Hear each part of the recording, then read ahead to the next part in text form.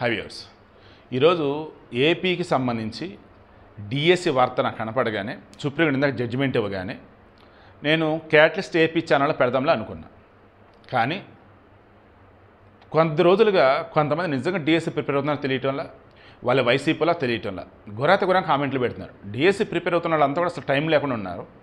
But కొంతమంది పోస్టులు పెడుతున్నారు. బట్ ఒక అమ్మాయి మాత్రం పాప మన పోస్ట్ పెట్టినప్పుడు నేను అన్నా, డిఎస్సి పోస్ట్ పోన్ చేసేలా చూడండి, వీడియో ఇవ్వండి మీరు అంటే నేను అన్నాను, ముందు ఇవన్నీ పక్కన పెట్టేసి ప్రిపేర్ అవ్వండి అని అంటే పాపం అమ్మాయి ఫీల్ అయింది. నేను ఫాలో అయ్యేది మీ వీడియోస్ అన్నా, మీరేంటని అలా అన్నారు. అమ్మ నేను బ్రదర్లాగే చెప్పానమ్మా, డిఎస్సి పోస్ట్ పోన్ కాదమ్మా, మీరు ఎందుకు ఇంకా పోస్ట్ పోన్ చేయమని చెప్పేసి అడుగుతూ కామెంట్లు పెడుతున్నారు, అవదమ్మా అన్న. ఆ తర్వాత ఇంకా అతను వచ్చేసి, సార్ మేము కూలీ నల్లి చేసుకునే వాళ్ళం, ఎప్పటికి అప్పటి గడవాలి మాకు, దెన్ ఎప్పటి నుంచో డిఎస్సి ఇస్తామని చెప్తున్నారు.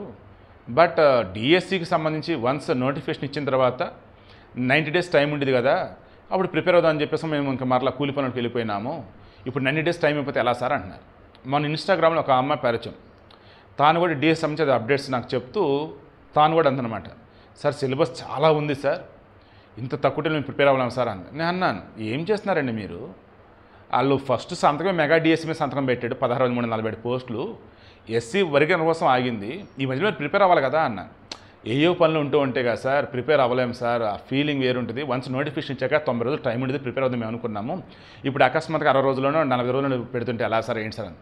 ఇంకా అది ఆపరండి, వదిలేసేయండి. ఒకవేళ ఆపడానికి కూడా ప్రయత్నిస్తే అది ఖచ్చితంగా వైసీపీ ప్లాన్ అని అనుకుంటారు, ఎందుకంటే ఇప్పటికే పోస్ట్ పోన్ అవుతా వచ్చింది, టెట్ అని, డిఎస్సీలని, ఎస్సీ పరికరాలని, అవన్నీ ఇంకా ఎలా ఆపుతారండి, ఆగరండి వాళ్ళు, కంటిన్యూ చేస్తారండి అని అన్నా. దాన్ని మాక్ టెస్ట్లు నిర్వహిస్తున్నారు. రేపు జూన్ 6 నుంచి జూలై 6 వరకు పరీక్షలు, ఆ తర్వాత జూలై ఎండింగ్ లోపు రిజల్ట్ ఇచ్చేసి ఆగస్టు కల్లా పోస్టింగ్ కూడా ఇచ్చేస్తాను అంటున్నారు. ఈ మూమెంట్లో మరలా కొంతమంది కామెంట్లు పెడుతూనే ఉన్నారన్న కదా, కామెంట్స్ స్క్రీన్ షాట్లు కొట్టిన అవి యాడ ఉంటాయి, మళ్ళీ ఇప్పుడు నేను పెట్టలేను. సో మరలా అడుగుతున్నా, నేను మరలా చెప్తున్నా, నిజంగా అలా కామెంట్లు పెట్టేవాళ్ళు నిజంగా డిఎస్సి ప్రిపేర్ అవుతున్న వాళ్ళైనా, అలాగనే ప్రిపేర్ అవుతున్నా కానీ హైనట్ అయితే నేను గతంలో చెప్పిందే మధ్యలో చెప్పింది ఇప్పుడు కూడా చెప్తున్నాను. సుప్రీంకోర్టు క్లియర్గా చెప్పింది, సుప్రీంకోర్టుకి వైసీపీలు వెళ్ళారని చెప్పేసి లోకేష్ అన్నాడు మొన్న, అది వైసీపీ వల్ల డిఎస్సికి నిజమైన అభ్యర్థులు ఎవరో ఇంకా వాళ్ళకి తెలియాలి. సుప్రీంకోర్టు ఏమందంటే డిఎస్సికి సంబంధించి కావచ్చు, టెట్కి సంబంధించి కావచ్చు, ఆపటం కానీ పోస్ట్ పోన్ చేయడం కానీ మా చేతిలో లేదు, అది ఆ రాష్ట్ర హైకోర్టు పరిధిలో ఉంది. మీరు ఆ రాష్ట్ర హైకోర్టుకి వెళ్ళండి, హైకోర్టు ఆపిందా సరే, హైకోర్టు పోస్ట్ పోన్ చేసిందా సరే, లేదంటే యథావిధిగా డిఎస్సి జరిగిద్దని చెప్పేశారు. హైకోర్టు ఆంక్షలు ఎట్టుబట్టి ఆపరు, ఎందుకంటే పకడ్బందీగా ఎప్పటి నుంచో కూడా టైం ఉంది అన్నట్టు చెప్తున్నారు. ఇప్పుడు జస్ట్ ఎస్సీ వర్గీకరణ కోసం మేము ప్రాసెస్ కోసం ఆగున్నామని చెప్తున్నారు. అది అయ్యింది, నోటిఫికేషన్ ఇచ్చేసాం.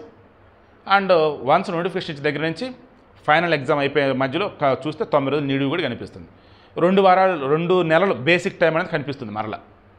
సో నేను డిఎస్సి అభ్యర్థులకు వ్యతిరేకం కాదు, అక్కడ ప్రొసీజర్ చూస్తూ ఉంటే అది ఇంకెవరేం చేయలేరు, ఎన్ని వీడియోలు చేసినా సరే ఉపయోగం ఉండదు. నేను చెప్పేది అది, మీరు మాకు ఫేవర్గా చేయట్లేదు, మీరు మా కోసం వీడియోలు చేయట్లేదు, డిఎస్సి అభ్యర్థి మీకు ఎంత చెప్పినా మీకు అర్థం కాదా, అరణ్య రోదన మీరు అరవటం కావచ్చు, లేదంటే పోస్టులు పెడతాం కావచ్చు, ఎందుకంటే ప్రాక్టికల్గా ఉండాలి కదా. నేను ప్రాక్టికల్గా ఉన్నాను, అది విషయం.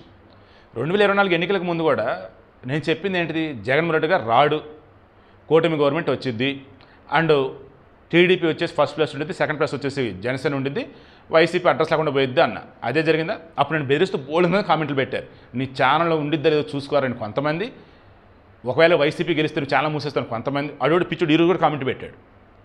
నేను నిన్న టెక్కలలో థియేటర్కి సంబంధించేసి పవన్ కళ్యాణ్ వచ్చేసి ప్రజలతో కాన్ఫరెన్స్ సంబంధించి ఆ వీడియో పెట్టాను కదా, దాని కింద కామెంట్, అందులో యాక్చువల్గా 48 సెకండ్ దగ్గర అక్కడ ఏమన్నానంటే, చంద్రబాబు నాయుడు పవన్ కళ్యాణ్ ఇప్పుడు వాళ్ళు వెళ్తున్న విధానం చూస్తుంటే లైఫ్ లేక జగన్ సీఎం కాలేడని నాకు అనిపిస్తుంది, ఎటువంటి ఆయన రానివ్వరు, వైసీపీ ఇంకా అడ్రస్ లేకుండా పోతుంది, ఎందుకంటే ఆ రకం ప్రజలకి వీళ్ళు మంచి చేసుకుంటా పోతానని చెప్పేసి నేను చాలా పాజిటివ్గా చెప్తే వాడు వస్తాడు, వాడు వైసీపీ బానిసలా ఉన్నాడు. ఏమనంటాడు, నీ ఛానల్ మూసేస్తావా జగన్ వస్తే మరలని. అసలు ఎలా వస్తాడు మీరే చెప్పండి రా బాబు, అసలు ఏం చేసాడని వస్తాడరా, కళల కంటే కూడా హద్దు ఉండాలరా నాయన.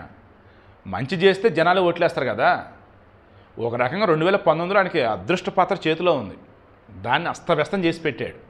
ఇంకా జగన్ ఇంకా వైసీపీ అంటున్న 2 ఉంటే అయితే వాళ్ళు వైసీపీ బానిసలనే ఉండాలా, ఓ ట్రాన్స్లనే ఉండాలా, లేదన్నప్పుడు మూర్ఖులన్నా అయ్యి ఉండాలి.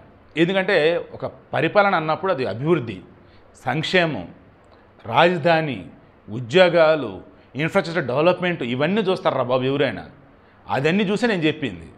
కానీ ఇవన్నీ చూడకుండా ఆ మత పిచ్చో కుల పిచ్చో ఇంకేదైనా పిచ్చో బానిసత్వం కానీ ఆ 39% ఓట్లు వేశారు. వాళ్ళకి మాత్రం నిజంగా పెద్ద దండవరా నాయన. నా దేశం వాళ్ళు ఇప్పటికీ చాలామంది మారుంటారు. మారని వాళ్ళు ఉంటే ఇక్కడైనా మారండి. డిఎస్సి సంబంధించి మనస్ఫూర్తిగా చెప్తున్నా, ఇప్పటికన్నా సరే అసలు మీకు మైండ్ నుంచి వేరే థాట్స్ని తీసేసి హ్యాపీగా ప్రిపేర్ అవ్వండి. మనస్ఫూర్తిగా మీరు ఎఫర్ట్స్ పెడితే పంచభూతాలు మీకు సాయం చేస్తాయి. ఆ దేవుడు సాయం చేస్తాడు. మీ అమ్మ నాన్నల ఆశీస్సులు మీతోనే ఉంటాయి. మాలాంటి వాళ్ళ బ్లెస్సింగ్స్ మీతోనే ఉంటాయి. ఖచ్చితంగా మీరు బాగా ప్రిపేర్ అయ్యి రాయండి. అర్హత ఉన్న వాళ్ళు ఖచ్చితంగా జాబ్ అయితే కొడతారు. ఇంకా పోస్ట్ పోన్ అంటూ మైండ్లోంచి అసలు అటువంటి ఆలోచన కూడా రానివ్వకండి.